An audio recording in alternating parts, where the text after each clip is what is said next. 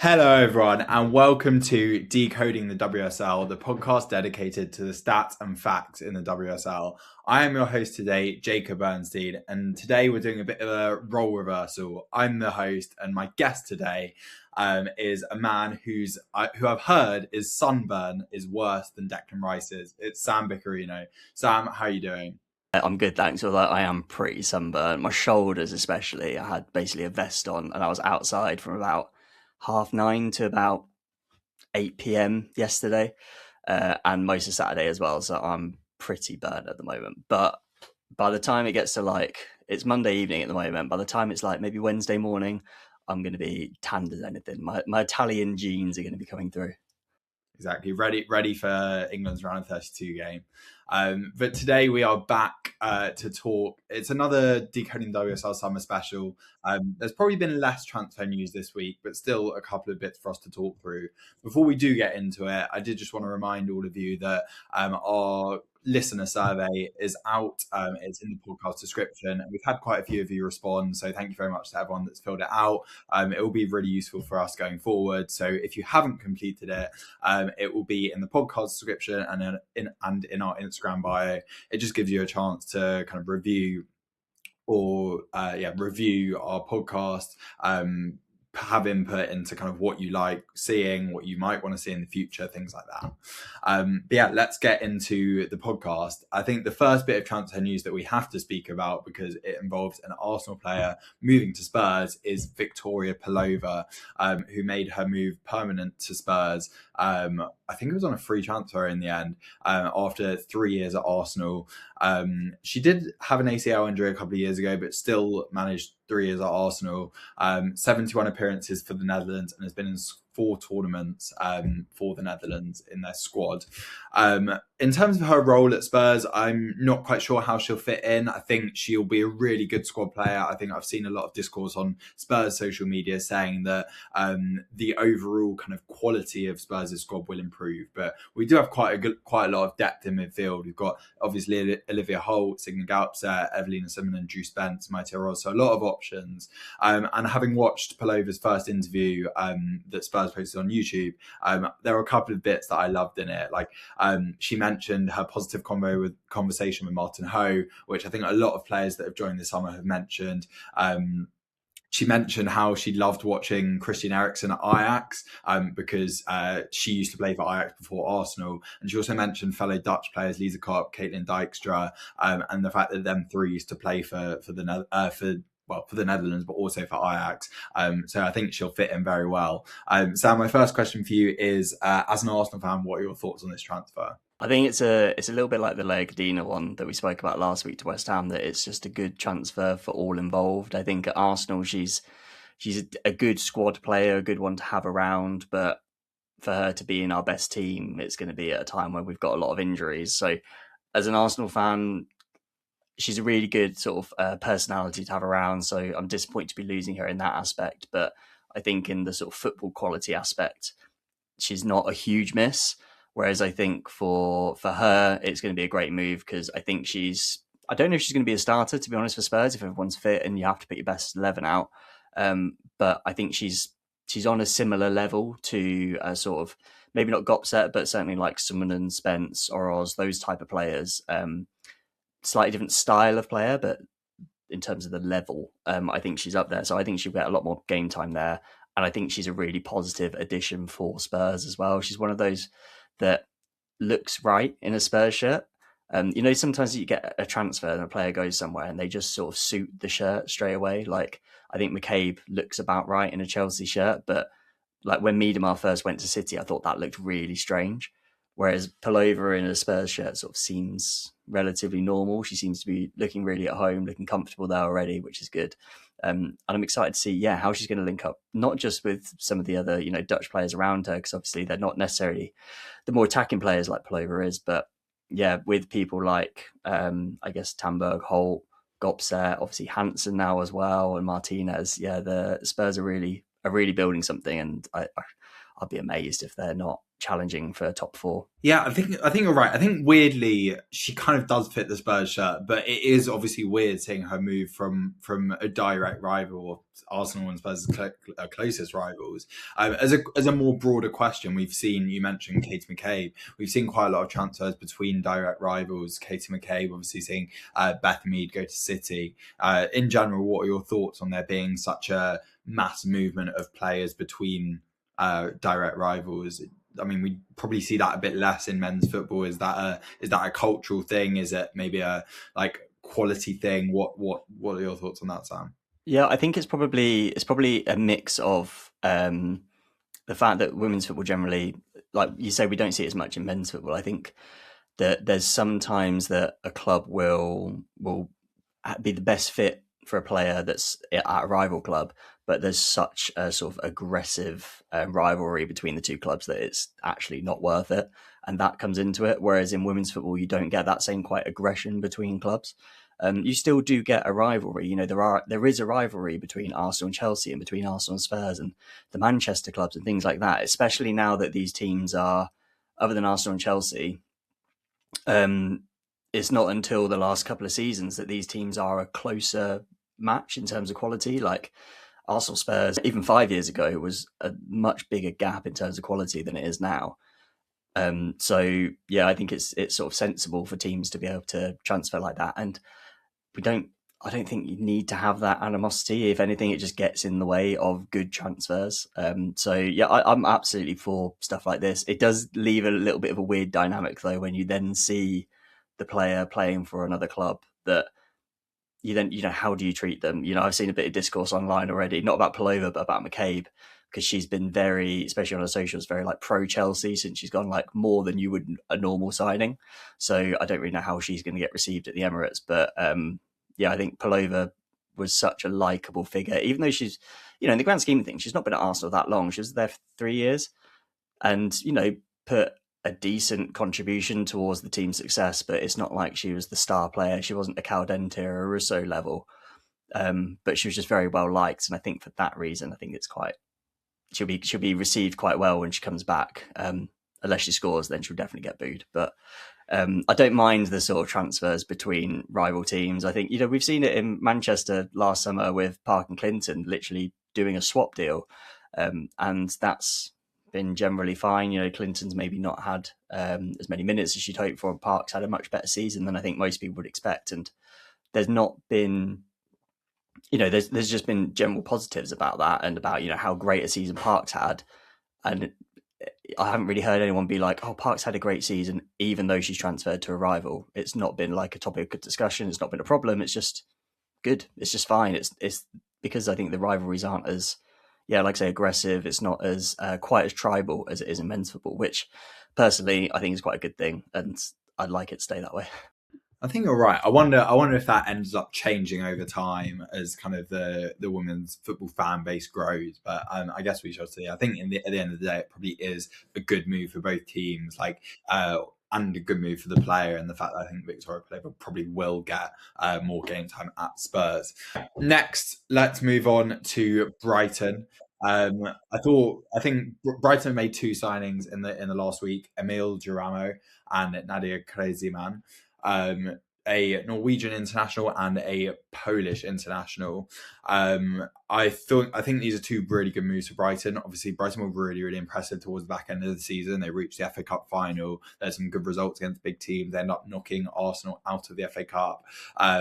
Geramo is a Norwegian international who signed from Hammarby, a Swedish club, after 3 seasons there. Again, I watched her interview that she did on Brighton's YouTube channel, and she mentioned that she spoke to current Brighton player Oleg Tvenden, and also Elizabeth Turland, which I quite like, because obviously Elizabeth Turland used to play for United, is also Norwegian. So it's always quite nice to hear that players have spoken to either current or ex-players of their nationality to vouch for being at the club. And again, I think Brighton, similar to Spurs, have got that kind of ambition of trying to be a top 4 club, or aiming to be a top 4 club in years to come. And the interviewer asked a question around that, and she was very confident that her experience playing in Europe, as well as playing and as well as winning a couple of domestic cups would be really key for Brighton. And Nadia Kreziman, I mean, it's a shame that Izzy isn't on the pod, because I know she was speaking in our group chat about how excited she was to have, I believe, a third Polish player joining the WSL. Kreziman is joining from Dijon. She's a winger who scored 5 goals in 21 appearances last season. Daria Vidicic, in the kind of Brighton article that they released announcing her signing, said that obviously players like Rosa Kafaji and Michelle Adjemang, their loans have ended, so Brighton need to bring in a couple of attackers. And even though Kreziman is young, she comes with quite a lot of experience. Sam, question for you is, what are your thoughts on these 2 transfers for Brighton? Yeah, I think Brighton, we know from the men's side as well that as a club generally they're quite good with their recruitment. They're very like data driven, which, you know, for us is exactly up our street. They love stats and facts as well. So it's, yeah, I think especially if you don't know much about the player, if a Brighton sign a, you know, relatively unknown player to those of us in England, you can just kind of assume that it's probably a good deal. There are some clubs where you may not assume that, but yeah, with Brighton, I don't think it's just going to be a case of like, you know, they've got a good relationship with an agent and they've recommended a player. I think this is actually them doing some really good research and bringing someone over. Like you said with Geramo, she's already got sort of experience playing in Europe, and she's got sort of international teammates that either have played for the club or currently do. And, you know, things like she mentioned about talking to Turland and her recommending the club, I think is a really good sign for Brighton as well. Obviously, this is a player that doesn't even play there anymore, so Turland can say whatever she likes and be completely honest and not need to be biased in the slightest. And she's still saying it's a really good place to go. I think, although that is obviously specific to one player, like Turland is talking directly to Dramo, that probably does bode well for other, you know, potential Brighton signings. If they see that someone that's no longer affiliated with the club is recommending the club, then it's probably a good place to go. I think, yeah, Nadia Kreziman, obviously in the group chat when this came out, Izzy, I hadn't actually seen it until Izzy mentioned it. But yeah, Izzy was very, I'll just read out a bit. I'm looking at the WhatsApp now. Very sort of pro this, basically just because she's Polish, but it does sound like she's going to be a really good addition as well.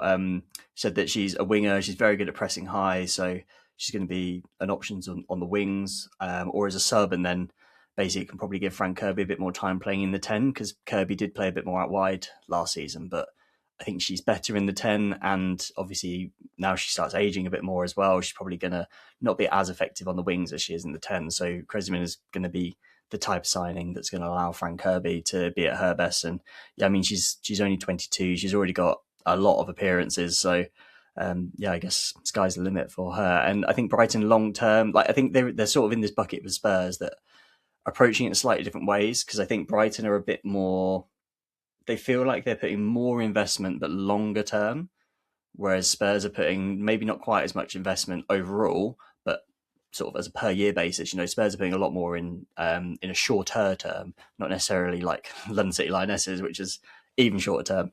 But yeah, I can see Brighton ending up as a sort of for a start, I can't see them getting relegated anytime soon. I think they'll end up being like a consistent top half side and the sort of side that will start challenging for Europe in the next sort of 5 to 10 years. Whereas I think Spurs are going to be the sort of team that's going to be challenging for Europe in the next 2 years, maybe. But Brighton, yeah, with the stadium as well, they obviously prioritise, you know, with the stadium especially, they're obviously prioritising their women's team. This isn't something that they're planning on pulling out of anytime soon, like we've seen with other teams in the WSL, where sometimes they put money into their women's team, sometimes they don't. So I think, yeah, these are 2 good signings for now.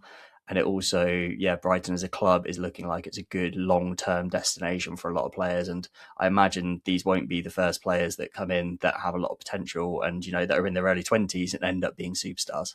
Both kind of the Brighton transfers and Spurs transfers that we've spoken about, and London City Lionesses, who we'll get onto in a sec. I think movement from all of those teams is a really good thing for the league, because I think we obviously had for a while quite a quality gap between the top 3 or 4 and the rest of the league. Whereas I think this season it started to narrow a bit. Obviously Brighton got quite a few good results against the bigger teams towards the back end of the season. Spurs only ended up 4 points behind United. So I think, yeah, it's a really good thing for the league, and I think you'll hopefully start to see the gap decreasing even more over time. But yeah, let's get on to the third of those clubs that we mentioned, which is London City Lionesses. Not news in terms of transfers in yet. In terms of the one who you think we're going to talk about, but London City Lionesses have announced that there are two players that have signed new contracts, and that is Poppy Patterson and Freya Godfrey. I think Freya Godfrey especially is one that I am really happy that they extended her contract. Both of them have been extended until 2029. But Freya Godfrey was such a standout for London City Lionesses last season. She got 6 goals and 4 assists, which was the most combined goals and assists out of any London City Lionesses player in the WSL. And I think on the whole, their kind of tactic has been buying experienced players that are big names. Whereas Freya Godfrey, obviously, she's come from Arsenal, but she's young. She's 20 years old, and I think having that mix is really important in their squad.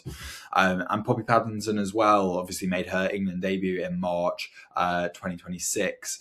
Only made 9 WSL appearances, but she was injured earlier on in the season. Sam, how important is it for London City Lionesses to have extended these two players' contracts for an extra 3 years, but also to kind of retain the both youth and English contingent in their squad?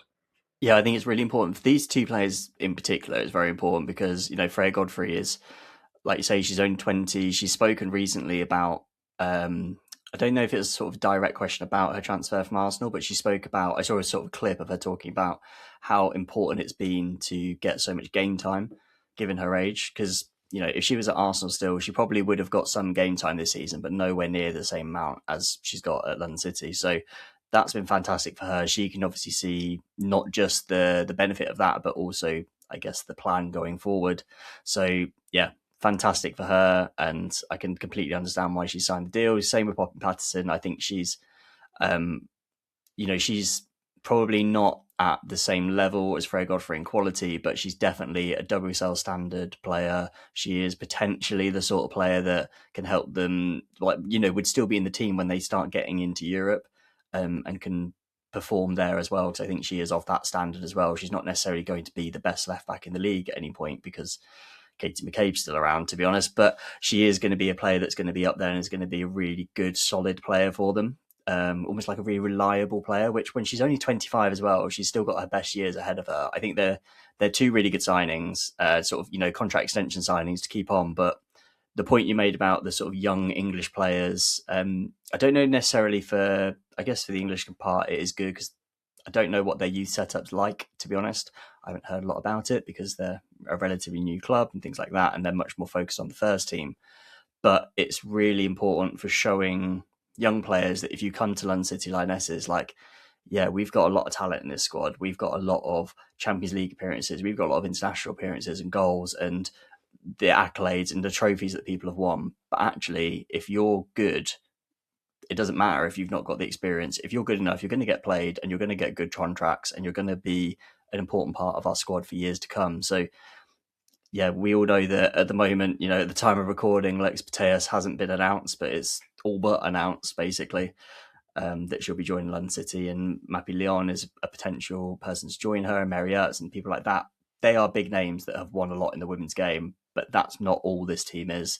They've got that other side. And yeah, a bit like I was saying with Brighton, it sort of shows that if you are a player of sort of Fran Godfrey's sort of size within the game, or Poppy Pattinson, or even like the players that are joining Brighton, if you think you can become that sort of player and you're currently 15, 16, or you're 20, but you're sort of starting to get a bit more experience in the first team in another league somewhere, actually, if you've got the opportunity to come to London City, if you can break that first team, you can perform well, you've got a future there. And they are willing to not just invest in the high profile signings, but they're willing to invest in their youth as well, which I think longer term will help a lot. They are quite a short-term club at the moment with some of the signings they make, but they've got this sort of long-term building to it as well. They're showing at the moment, which is going to be super important. Yeah, I think the other point I want to make on the English side of things is I think obviously a lot of the England squad for quite a number of years has been made up of players from the top teams, and I think hopefully as the quality in the WSL starts to narrow in terms of the middle teams getting closer to the top. Hopefully you start to see some of those players break into the England squad, like we saw with Poppy Pattinson. Freya Godfrey's obviously in the I think it's like the under 21 setup. Because I just think that's really important to grow the game. Like, I mean, Spurs haven't had many players in the England squad. Hopefully I'll kind of see Ella Morris come through and break into the England squad. And I think that's really important for the game. We've seen it quite a lot in the men's game, where maybe 20 years ago, the England team was made up of players only from the top teams, but now you have it that it's more spread out.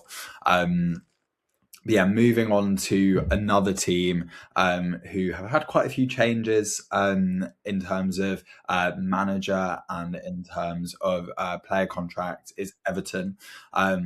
And Everton announced this week, firstly, that Scott Phelan has been appointed permanent head coach. He obviously took charge in an interim basis at the back end of last season when Brian Sorensen was sacked.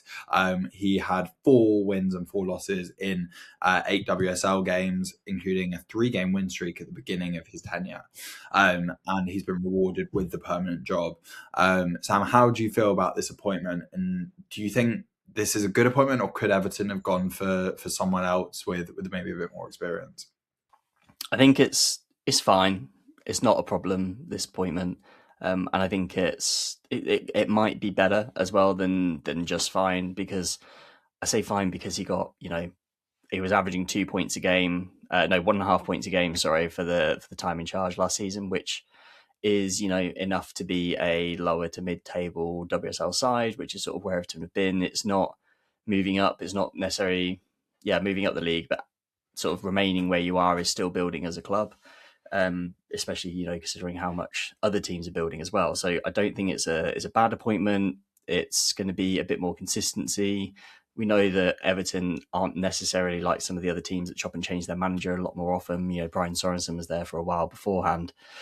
So if they do this Scott Phelan, they get, a decent amount of success, then, I think it's fine. If they end up, if he leaves the club in 3 years' time and they've had a half decent, if they've got to a FA Cup semi-final and they got into the top half of the WSL a couple of times, then that'll probably be seen as a decent decision to keep him on. I think whenever there's questions about a manager leaving, the one thing I always think about that I don't think pops into everyone's mind is who's going to take over. He's not been the most successful manager. 4 wins and 4 losses in 8 games isn't bad. It's not amazing. It's not bad, but it's all right. And if you want to get rid of him, don't just think about what he's like at the club. Think about who you're going to replace him with, because there's not always loads of managers in the market. There might be some that are at other clubs that could be, persuaded to leave, but he's obviously seen well at the club. They wouldn't renew his contract otherwise. So I think it's a case for, Everton fans to kind of trust their sort of upper management that they're doing the right thing, keeping him on. I think for the rest of us, we're just going to have to wait and see. We're not inside the club every day to know what he's like with the players exactly. But I don't think they're going to go and win the WSL in the next couple of years and challenge for Europe or anything like that. But I think with him in charge, that they're probably also not going to be at the bottom of the league. It's just sort of it's fine, it's all right. Yeah, to make any kind of movement or progression, they obviously would need incomings, but however, this week there's been the opposite. Everton announced quite a few outgoings in terms of contract expiries. Obviously, I think the legal date that players' contracts expires is like the 30th of June, which is why it's been announced so late. But a lot of teams ended up doing it obviously towards the back end of May, when the season ended, which then gives fans a chance to kind of say goodbye to the players. So I think it's obviously a shame that Everton have left it late, but they did announce that I think there were 6 players that that contract have expired. 4 of those, Ellie Stenovic, Melissa Lawley, Kenzie Weir and Emily Ramsey. I don't think any of those will be a surprise. I think the bigger names will be Tony Payne, who had 13 WSL starts last season, and Catrice Noyce, who has been at Everton for 4 years, maybe played less last season, but still quite a big name. So I think especially with those 2, they'll need to bring in players that can replace that experience and quality and things like that. Sam, how are you feeling about these Everton players leaving, and any of them surprises to you? Yeah, I think of the four you said, Emily Ramsey, Kenzie Weir, and Melissa Lawley, none of them are a surprise at all. I don't think that Lawley and Weir obviously didn't even start a single game last season. I think Lawley especially has been out on loan as well. I think she was at Burnley off the top of my head, so it's not like she was even at another WSL team. Emily Ramsey, yes, she did get some starts, but that was when Courtney Brosnan was unavailable. And realistically, if Courtney Brosnan's available, she's going to be starting. And it's at a club like Everton where Brosnan, whether your keeper, for a non-elite side where you're in the Champions League, for your keeper to be so much better, not better, but such an important player that doesn't get rotated out, it's a real probably horrible job to be the second keeper there. Emily Ramsey is not close to retirement. She's not going to be wanting to just sit on the bench all the time. So I'm not overly surprised that she's leaving, because she's not as good as Brosnan and she probably wants more game time. So I imagine there's a bit of mutual sort of agreement there that it wouldn't be renewed. At least Stenovic, sorry, I'm a little bit more surprised at. I thought that was sort of potentially worthwhile them keeping her on. She's quite young. I think she's going to be a very good player. Maybe I would have thought it's maybe the sort of player that they might keep and loan out to get her some more game time, because like you say, 5 starts last season isn't enough for development. But obviously she's not English. She might be going back to her home country or something like that a lot of players do. But yeah, you mentioned Katja Schnoys and Tony Payne as well. I think Schnoys I'm not actually that surprised about. I don't think she's that great a player. She's sort of the one that will get in the right position and potentially get you a goal every now and then. But I think there are better options out there, especially for for still managing to be a mid-table WSL team like Everton will want to be. I don't know if Katja Schnoys is a long-term good option for that. I don't think she's got the physicality and the pace really, and the sort of sheer finishing ability. I don't think she's quite at that level. So I'm not overly surprised, even though she's been at the club for a few years. I'm not overly surprised that they've sort of taken this time to move on. And I assume if you're getting rid of a player like that, they must be bringing someone else in. Tony Payne is probably the one I'm most surprised at. Like you say, 13 WSL starts last season. She's been pretty important for them, albeit she hasn't had the best season just gone, because she's not exactly been at the top of the goal scoring charts or anything like that across the league, but she still feels like quite an important player, and she can be quite gritty, and she seems very determined as a player, which I think is a sort of trait that you see in quite a few Everton players. So it seems like she fits in really well with the squad as well. So yeah, I don't know. It seemed like she fits in well with the squad, and she's a good quality player for what they needed. So I don't really, and she's not that old either. So I don't know why they're not necessarily keeping her on. I don't know if she's maybe got an option to go to another club, and it's sort of decided last minute, decided a bit late on. Maybe it's more that than the club didn't want her. But we don't really know too much else. But yeah, Tony Payne is probably the one that I'm most surprised at. But if it's not that Everton didn't want to keep her, and it's just that she wanted to move on, maybe that makes it less surprising. Yeah, I think so. Broadly speaking, that's all of the confirmed transfers from this week. We've got a couple of rumours or transfers that are near confirmed. The first one is obviously Alexia Putellas to London City Lionesses. I can't quite believe this has not been confirmed yet, because it's been near confirmed by multiple sources. But BBC Sport put out an article a couple of days ago saying that Alexia Putellas is very close. Alexia Putellas, has decided to join London City Lionesses, actually over Boston Legacy in the NWSL, and I think that's really important, because it shows just how good and how competitive a league the WSL is, that it can pull players like Alexia Putellas. So I think it's probably days, if not hours away from being announced officially. Sam, how excited are you to see one of the world's best players in the WSL? Yeah, like you say, I wouldn't be surprised if we're recording on Monday evening, and I wouldn't be surprised if by the time this goes out, she's signed. But I'm sure we'll end up speaking. I'm on next week as well, so if she's signed by then, I'm sure we'll speak about it more there. I think it's going to be such an interesting signing to have, because it's obviously a fantastic player, but it's a completely different dynamic than what we've seen before. It's a true world superstar, one of the world's best players, has been the world's best players just a few years ago. She literally won the Ballon d'Or twice in a row. So having that player at a club that's mid-table, that's not playing in Europe, she's not exactly about to retire. She's not far into her 30s. I'm really intrigued what the dynamic's going to be. I'm hoping that it's going to be, obviously not at Arsenal's expense as an Arsenal fan, but I'm hoping that she is going to kind of light up the league and she's going to be a really good asset to have for the club. I am a little bit scared that everyone's going to have such high expectations, and got to remember this is a player that's been at one club for ages, has known the same sort of the same geography that she's been in. She's had the same atmosphere every day, or not every day, but you know what I mean. She's been at the same club the whole time. She's coming over to a brand new place to, let's be honest, Barcelona is a bit different to Bromley for anyone that's been to both of them. They're quite different cities. They're quite different places to live, I'm sure. And it's going to be very different for her. So if she doesn't hit the ground running, I think we all need to just sort of calm down a bit. It's not that she's going to be washed. It's not that she's done and she's just come here for a payday. It might just be that she needs to adapt to the league a bit. But yeah, I'm excited for the transfer. I'll tell you what, if they're making us wait this long, the sort of announcement video better be good. I hope so. I was trying to think of what the like men's football equivalent would be, and my only kind of thought process is like a team that's been taken over, that's had loads of investment, and then signs the world's best player. So if in a couple of years' time Wrexham get promoted to the Premier League and buy Kylian Mbappe, then that's basically what London City Lionesses have done. The other rumoured transfer that's been reported by multiple sources is Leah Valti going from Juventus to Brighton. She's in advanced talks.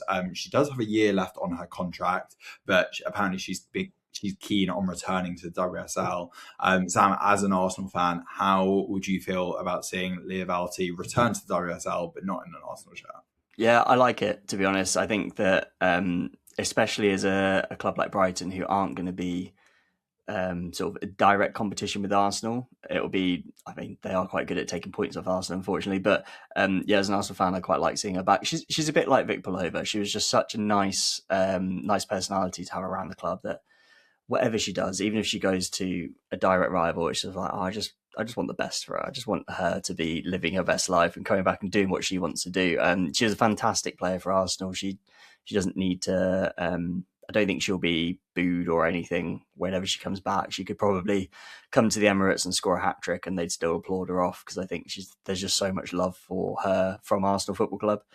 I think as well she'd be a bit of a strange signing for Brighton, because they've got, it's normally Maisie Simmonds and Jelena Jankovic that are sort of those more holding midfielders at Brighton, which would be the position she'd play. She obviously left Arsenal, well, not obviously, but the sort of what people assume, myself included, is that she kind of left Arsenal because she's not going to be starting as many games. She's not going to be getting as many minutes. I don't know if she'd necessarily start at Brighton, but she'd certainly be an extra bit of real high quality experience to put in. She's still, she's not past it. She's not nudging 40, so she's still going to be a high quality player. And worst case scenario, she's a fantastic person to bring on when you're 1-0 up with half an hour to go and see the game out. But she can also, I guess, give a bit of rotation to Simons and Jankovic, and also probably quite a lot of leadership as well, because she's that kind of player. She's that kind of personality. So, yeah, another one that I think is good for her. It'll be good for Brighton. Obviously, it'll be disappointing for Juventus for her to go, because I think she's probably one of their better players. I'm not overly clued up on the Juventus squad and setup and how much she plays there. But, yeah, I mean, she obviously loved her time at Arsenal. She obviously wants to come back to England. If you're going back to Brighton, you're probably going to be based... Well, they're playing Crawley most of the time, maybe based in South London, so she might even have that sort of social aspect with some of her old teammates as well, which would be a positive for her and helping her join. But yeah, footballing-wise, I think she'll probably be a squad player. She might not start all the time, but I think it'll be a really good addition for Brighton. Yeah, I think you're right. I think I just had a look, and she's 33, same age as Fran Kirby. So I think having that experience that you just mentioned in the squad is really important. And we spoke about their two previous signings, who I think are good signings, but they're obviously not like household names. So I think having that mix of kind of lesser known players versus big names and experience like Leah Valti can be really good for Brighton next season. That's it for the talk time on the pod. We're going to move on to a bit of a game that I've got here. It's actually not Know Your Stat, so sorry Sam that I've jacked your idea. This game is called 11able. So it's not tenable, but it's relatively similar. I've essentially got a list of the top WSL transfers by transfer fee of all time, and you have to name them. You've got 3 lives, so you can have three incorrect answers. If you can name 9 out of the 11, then you win 11able. That's going to be quite hard. For reference, by the way, everyone, I found out that we were doing this about half an hour before we started recording, if that. That we were just playing games. This is the first I'm hearing of what the game is. But okay, let's have a go. So I'm going to start with Myra Ramirez, because I think she had quite a big transfer fee. Myra Ramirez is an incorrect answer. I can fact check quickly and select. In my head, she moved for something like 300,000 or 400,000, but I might be making that up.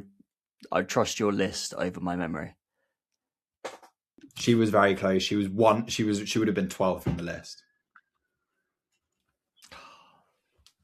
So close. I'm so good at 12able. Let's go Naomi Girma. Naomi Girma is a correct answer. She's number 4 from San Diego away to Chelsea, 883k. Olivia Smith. Yeah, Olivia Smith, correct. Number 3 on the list. Liverpool to Arsenal, $1 million. Grascioro. Grascioro is number 1. PSG to London City Lionesses, 1.4 million. How much did you say? How much Myra Ramirez was? She was 380k. Okay, so I was about right on the transfer fee. Oh God, there's been 11 players. So this is transferred in to the WSL only, not transferred. Okay, just transferred in. I feel like there's going to be some really obvious ones that I've just forgotten about. Can I get? I'm so bad with transfer fees. Can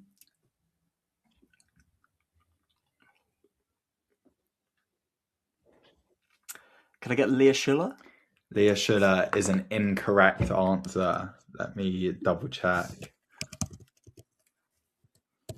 She's not on the wiki list, which is the 50 most, or 50 most of all time. Excellent. See, this is why I never play Know Your Stat, because I'm actually just terrible. If it helps, this list is harder than I would have thought. You should get number 2, though. I should get number 2. Yeah. How many lives have I taken? I've taken up 2 lives already, haven't I? Yeah, taken up 2 lives. You got 1st, 3rd, and 4th. And I haven't got number 2, but I should get it.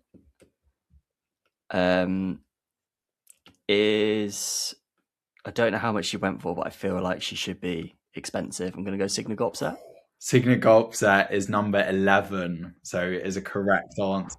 Okay. 378k, so just about in. Okay, I'm happy with that.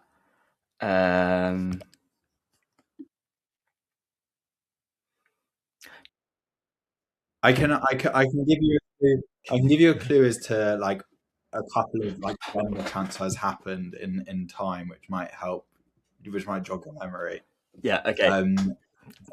So number 2. When did that Number happen? 2 is last summer. Last summer, there was a big move. Oh, is it Ellie Carpenter?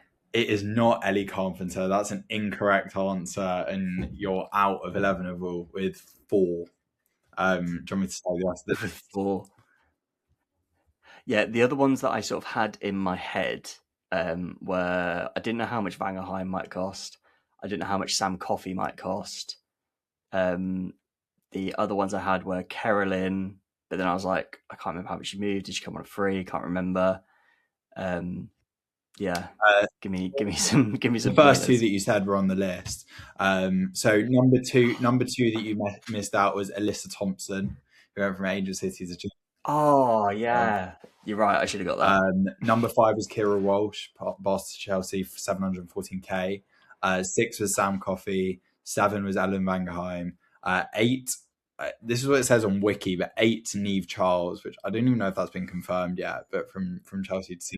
I don't think that has been confirmed, which might not have been confirmed. but it's basically confirmed. 9 was apparently Orion Jean-Francois, which I was very surprised about, Chelsea to Villa. And then, Oh yeah, that was like, was that about 400k? Yeah, 450. And then 10 was Lucia Corrales, Barca to London City. So yeah, good effort. I think in you there were a couple that you had but didn't say. But yeah, thank you. Yeah, I would never have got Corrales in that. Although I do remember when Jean-Francois went, I remember seeing it was 400 and something and being like, really? Yeah. She's played like 2 games for Chelsea or something, because I think she's been out injured a lot. So I was like, well, like it was a real like sticking point in my brain, just not enough to actually come up at the right time. Well, yeah, thank you for playing the first ever game of 11able. I hope you all have enjoyed the pod, listener. Thank you very much for coming on, Sam. If you did enjoy the pod, please follow on socials. You can listen to us on Spotify, on Apple Podcasts, or on our YouTube channel at Decoding the WSL. Yeah, as I mentioned at the top of the show, if you want a say into segments that we might add for next season, or to kind of have your say on things that we've done over the past couple of years, then yeah, do fill it out, because we will read them and it will be really useful for us moving forward. Yeah, thank you very much, and we will see you at the next one.